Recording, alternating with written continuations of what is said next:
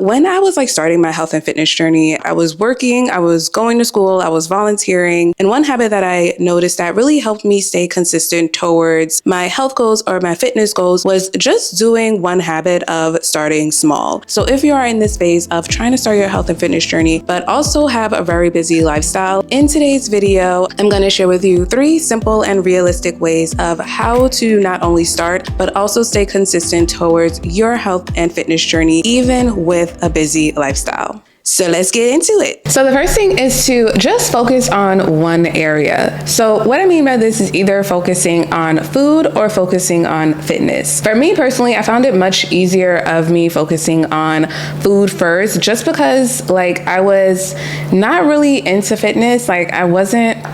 Unless I was doing some type of active sport, I really wasn't a person who enjoyed going to the gym. I honestly still am not someone who enjoys going to the gym, but I do enjoy exercising now. And it took several years for that to actually happen. But I find that it's easier focusing on one area at a time instead of trying to do both together, especially because number one, I feel like when you're focusing on one area at a time, you could see what's working and what's not. When you're trying to do both fitness and food at the same time, you're not really knowing what is actually helping and what is actually probably hindering your progress because you're doing too many changes at once. And then I feel like it's also a lot more overwhelming, and I feel like it probably leads to burnout a little bit sooner, to where you're doing it more as a chore and not doing it because you actually enjoy it. So one thing that helped me in the beginning is first focusing on food. And I literally only focused on food first because I didn't want to do the exercise. I was very much into softball growing up, and I played in a softball team. But other than that, if it wasn't softball or walking, I really didn't care to do anything else. But one thing I really did enjoy was learning about food. So when I first started my health and fitness journey, one thing that I just did was primarily focus on food first. And then as I started learning what's working, learning what's not, changing things of what I needed to change, then that's when I started implementing the fitness. And it also became easier of me implementing the fitness just because when I started eating more whole foods, I had more energy to work out. And I could think back on it today, to where when I was trying to force myself to work out, it was more so because I knew I needed to make sure I went to the gym, or at least did a workout, but it felt more like a chore. And I feel like it felt more like a chore because I wasn't actually feeding my body actual nutrients. I was eating a lot of refined carbs. I thought I was eating healthy, but I really wasn't. The only reason why I thought I was eating healthy was because I wasn't eating a lot of fast food, but I still wasn't getting the adequate amount of nutrients I needed from my body. So when I had gone plant-based at the time, because I was actually feeding my body a lot more fiber, I wasn't feeding my body a lot more protein, but I was feeding my body a lot more whole foods. I then had no other choice to work out because I just had all of this energy. So one thing to do is, if you feel like you lean more towards doing fitness first, and that's something where it's easier for you to start some type of workout, then start there and then have the food work its way in. Because the more you start getting into your workouts, the more you're going to see how foods affect your workouts, and the more then you'll start to change certain things. So then you're going to start implementing new habits of eating habits and new foods, or more of a certain nutrient, just because you're realizing how the food you're eating is affecting your type of workouts. So whichever one is easier for you, one thing that really would help is either prioritizing focusing on food first or focusing on fitness first. The second one is to learn your best time of day and your max limit for your workout. Whether you start with your eating habits first or your fitness first, eventually you're going to have to incorporate fitness. And one thing that I think will be so helpful of staying consistent with your workout is knowing your ideal time range of how long you want to do your workout for, and knowing the best time of day. So I was watching this podcast. I didn't finish watching the podcast. I watched it twice, and I only got through a certain point of the podcast because I don't really know. But I watched a podcast episode of specifically for women and how to work out. And the lady that was on a podcast had stated that women shouldn't work out in the morning because of higher levels of cortisol, and it's better to work out in the afternoon. So I was like, okay, like let me try working out in the afternoon, of seeing if that was the best time for me working out. In the beginning, personally, I enjoyed working out in the morning just because I like to get the workout done. Like, I don't want to have to think about it. I want to know that I already did my workout for the day, and it's one less thing I have to worry about towards midday, and now trying to incorporate that if things ended up happening throughout the day and it ended up leaving me not doing my workout yet. But then I felt like I had hit this like plateau, and I felt like I was getting more bloated in my face and in my stomach. And I'm like, well, this is going opposite of what I wanted. So I have listened to that part of the podcast, and she was stating to work out towards midday. And so I tried that, I think, for about a couple of months. And I think in the beginning, I was hopeful. So I felt like I was seeing some progress. But then over time, it just conflicted so much with my schedule, because I was also doing this thing where I was eating my dinner earlier, and I had found that usually before I would eat my dinner at 7 o'clock and then go to bed around like 10, but then there was like one moment to where I had my last meal about like 4:30, and I started having really great sleep. So once I've started already eating dinner earlier, it's so difficult for me to go back to 7 o'clock, because I felt the difference in my body and my food digesting, and then having more time to move around to have my food digest, that I just really enjoy eating my last meal much earlier. So because I was also eating my last meal earlier, and then I work remote, then I'm like, okay, now I have to reorganize my breakfast, reorganize my lunch/dinner, and now fit in a workout in between that whole process. So what I would do is in the morning time, I would just get ready, and I wouldn't do my workout until lunchtime. But then by that time, I'm now hungry again. And then by the time I get off of work, then I have to prepare dinner. And usually before, when I worked out in the morning, I would prepare my dinner during lunch. So that way, by the time I get off, I'm not doing as much. So I tried that process of moving my workouts from the morning to the afternoon. And I felt like I was just moving backwards, and I felt like it just didn't help at all, because when I thought about it, when I'm at work, I'm now in a high mental stress state of doing whatever I need to do. And then I'm now doing my workout, which is now also stressing out my body. And now when I get off of work, I'm even more stressed, because now I'm trying to make sure I eat my food by a certain time to then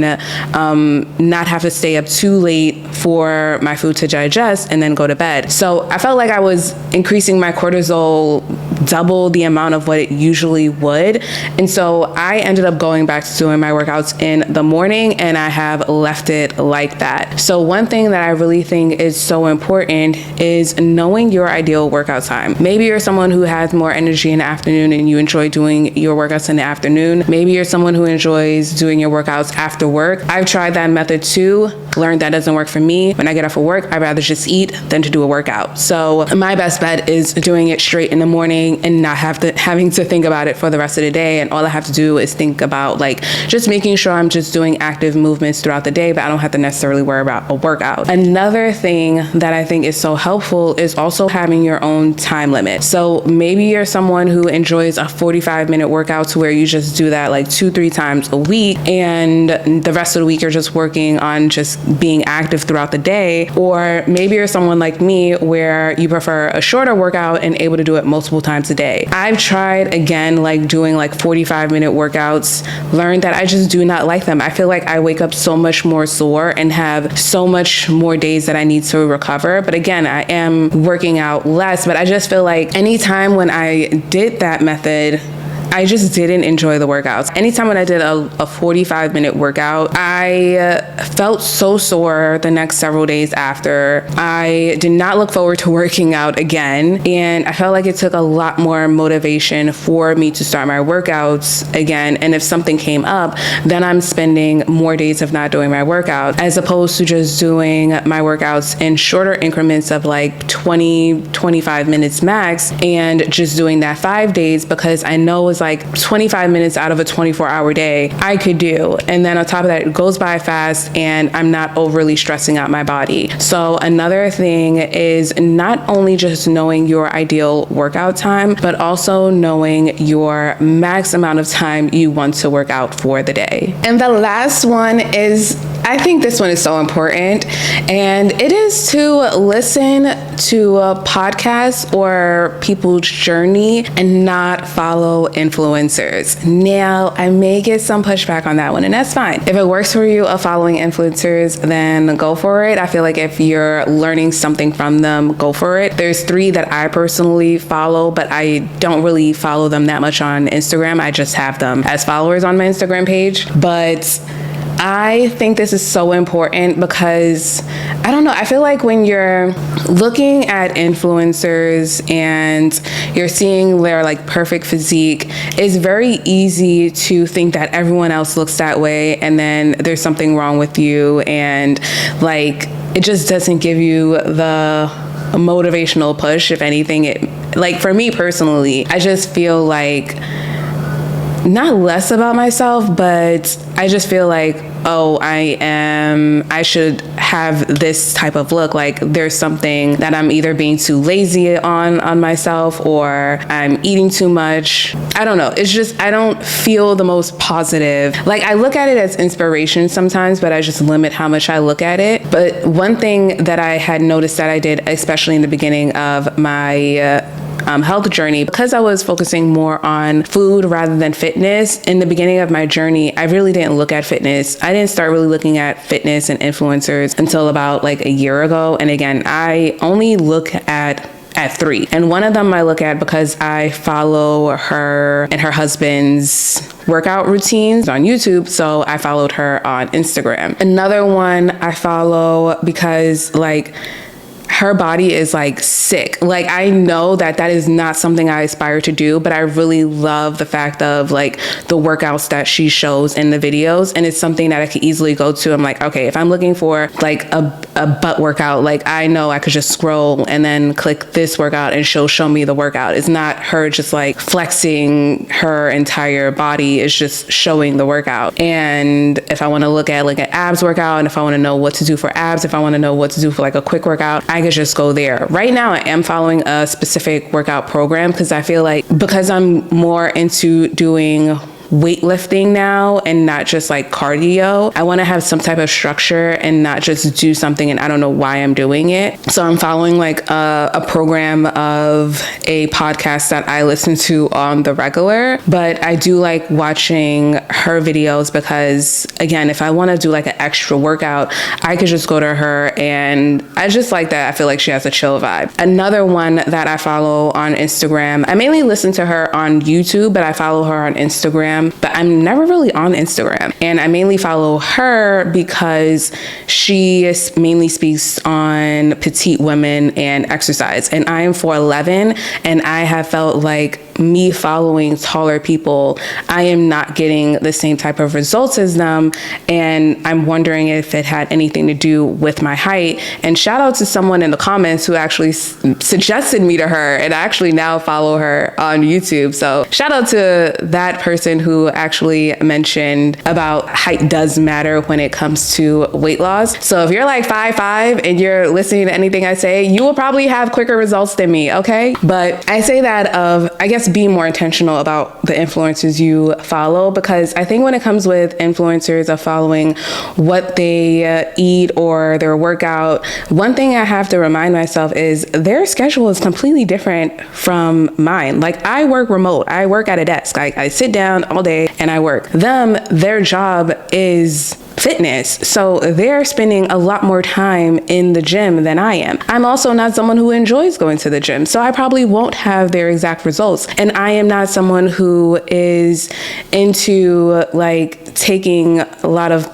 pill vitamins, and I'm not saying they all do this, but like I'm now working on learning how to implement protein powder. Like I just bought protein powder for the first time in my life, and it took me like 2 hours and several days to actually figure out which protein powder I wanted to get, because I just didn't want to get any simple one. But even just learning how to implement protein powder is something extremely new to me, and that is their regular day to day. So I've learned that I don't want to necessarily follow them, because their life of what they live is going to be completely different from mine. So one thing that really helped in the beginning is just more so of listening to a podcast or listening to people's like journey and how they got to where they are, and they're along the same route as me and not so far ahead, because then I feel like at some point it's just like, if you're a little bit ahead of me, there's probably one or two things that I could change that I could now be better at to then get to what my goals are. But if you're all the way ahead of me, I now have a long process to go, and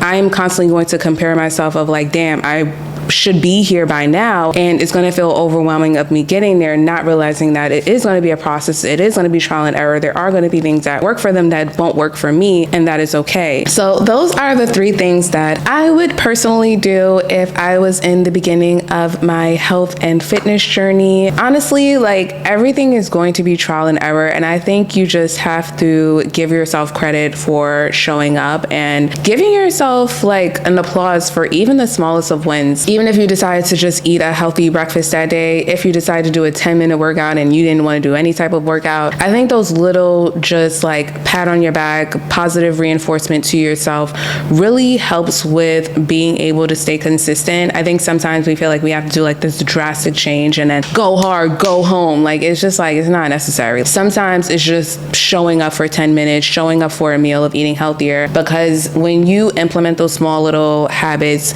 over time, that compounds so much. And I'm not saying that out of my ass. I'm saying that because when I even look back in the beginning of my food journey, or in the beginning of my fitness journey, in the beginning of my food journey, all I did was start with quitting fast food. And when it came to fitness, all I did was start with doing a 10-minute yoga every morning. Like I started with the most simplest thing. So whatever the simplest thing that you could start with that may challenge you a little bit, but it's not overwhelmingly challenging, start there. It may not seem like you're doing a lot, but over time, you'll see how you start adding on to that and little changes that you make, and how it starts to affect other parts of your life for the better, and then how you start to improve other areas of your life. Because once you have that little taste of feeling healthier, then it compounds into other areas, and then you want to do more, implement more, and just learn more. So I hope you enjoyed today's video. Definitely let me know what you think in the comments. I always love hearing from you guys in the comments, and I will see you in the next video.